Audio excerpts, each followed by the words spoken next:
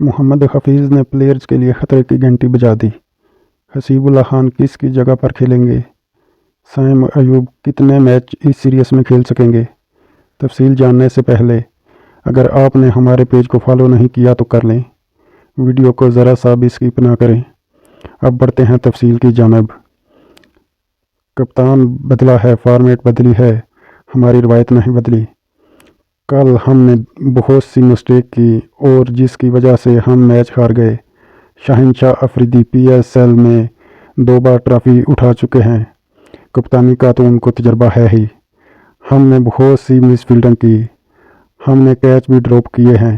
New Zealand نے بھی catch drop کیے، لیکن ہم میں اور ان میں بہت زیادہ فرق تھا۔ ہم نے آسان سے کیچ ڈراپ کیے اور مس فیلڈنگ بہت زیادہ کی۔ نیوزی لینڈ نے مشکل کیچ ڈراپ کیے اور باؤنڈریز بھی روکی۔ ان مسٹیک کی وجہ سے ہم کل کا میچ ہار گئے۔ بات کر لیتے ہیں عباس افریدی پر۔ عباس افریدی نے 2023 کے پی ایس ایل میں ٹاپ وکٹ ٹیکر رہے اور پھر وہ 1 سال تک غائب رہے۔ انہوں نے پہلے ٹی20 ڈیبیو میں بہت ہی کمال کی بولنگ کی۔ انہوں نے 4 اوور میں 34 رن دے کر 3 کھلاڑیوں کو آؤٹ کیا۔ عباس افریدی کے حوالے سے خبر یہ ہے کہ ان کو نیوزی لینڈ کے خلاف اگلے 4 میچز بھی کھلائے جائیں گے۔ محمد حفیظ کی جانب سے ایک بیان سامنے آیا۔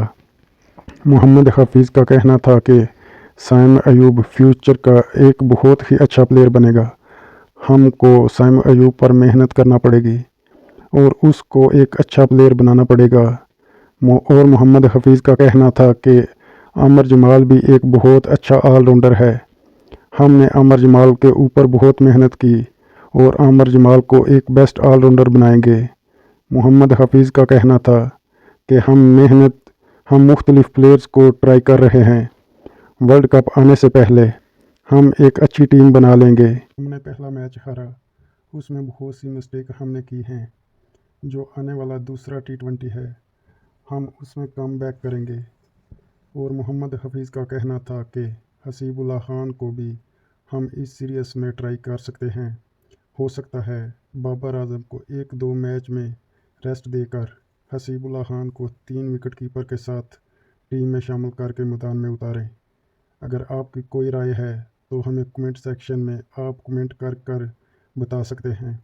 کرکٹ کی ہر نیوز دیکھنے کے لیے ہمارے پیج کو لائک، فالو اور شیئر ضرور کریں۔ شکریہ۔ آج کا میچ تو بڑھ گیا۔ السلام علیکم۔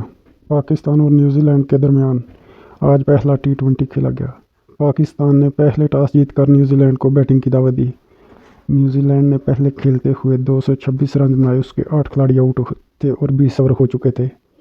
نیوزی لینڈ کی جانب سے ولیمسن 57 رنز بنائے، اس کے 42 بالوں پر تھے 57 رنز، اور بابر اعظم نے ولیمسن